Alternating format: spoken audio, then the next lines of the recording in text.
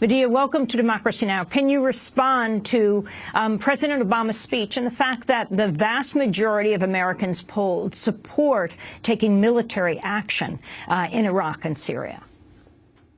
I think President Obama has been hounded by the media, by the war hawks in Congress, mostly from the Republican side, but also from the Democrats, and is going into this insane, not only bombing in Iraq, but also talking about going into Syria at a time when just a couple of months ago, the American people had made it very clear that we were very tired of war. In fact, when Obama tried to do this a year ago, the American people rose up and demanded that Congress take a vote and that Congress say no, and Obama backed out.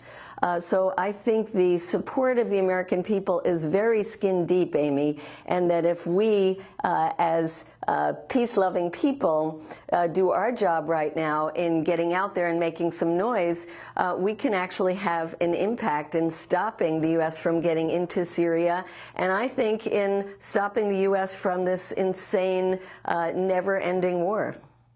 And Medea, what about the status of the peace movement right now? There has not been so far in the last few days much of an outcry from peace advocates on this new policy of the Obama administration.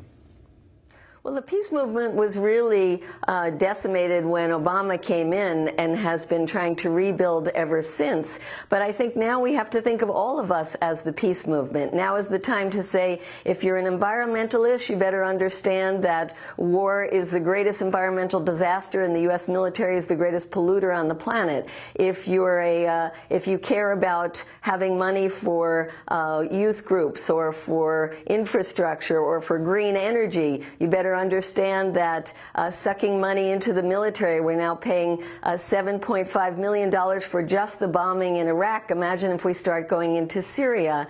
We can't afford this. If you're people that care about money in politics, this is the time to get out there and say this is part of the subsidy to the military-industrial complex. This is an issue for all of us out there now, and we got to get on the phones, we got to get into the streets, we got to demand town hall meetings, get our representatives and say to them, we want you to vote on this, that's your responsibility, and we want you to vote no. President Obama vowed the U.S.-led operation against ISIS would not repeat the attacks of recent wars. This is what he said. I want the American people to understand how this effort will be different from the wars in Iraq and Afghanistan. It will not involve American combat troops fighting on foreign soil. This counterterrorism campaign will be waged through a steady, relentless effort to take out ISIL wherever they exist using our air power and our support for partners' forces on the ground.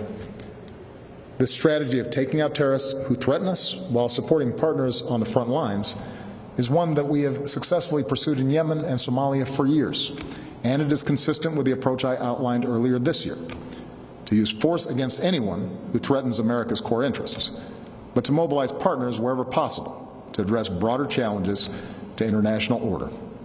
Medea, can you respond to President Obama and to the issue of, well, what is the alternative right now to a U.S.-led military strikes? Well, it's almost comical to hear him talk about Yemen and Somalia as positive examples because they are disasters. If you look at the results of U.S. intervention, it's been to take a relatively isolated place like Afghanistan, where there were extremists, and now spread them out to Pakistan, Yemen, Somalia, Iraq, Syria, Libya, Northern Africa. I mean, this has been a policy that the results have been fantastically tragic, and to think that adding more fuel to the fire is going to be a positive result is just insanity. So I think we have to come out and say, been there, done that. We've already destroyed Iraq and created the conditions by not addressing the Sunni grievances for ISIS to exist. What we have to do now is be part of not this war warmed-over coalition of the willing that George Bush put together, but a real UN-led effort. The Sunnis have to have their grievances addressed. We have to stop the flow of weapons to the entire region where the U.S. is the purveyor of 80% of those weapons. We have to stop countries from buying the oil that ISIS is selling. We have to address the huge humanitarian crisis that we have helped create.